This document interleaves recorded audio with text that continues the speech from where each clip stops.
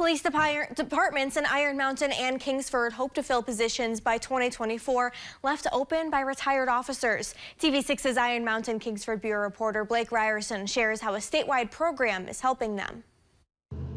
The Iron Mountain Police Department and Kingsford Public Safety will both send recruits to the Oakland Police Academy by January 22nd.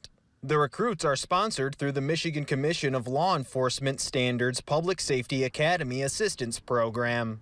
Iron Mountain Director of Police and Fire Services Ed Matson says the program aims to help agencies address shortages. The state of Michigan has allocated monies through a grant process for each candidate because they've recognized that there aren't qualified people out there or those that are interested.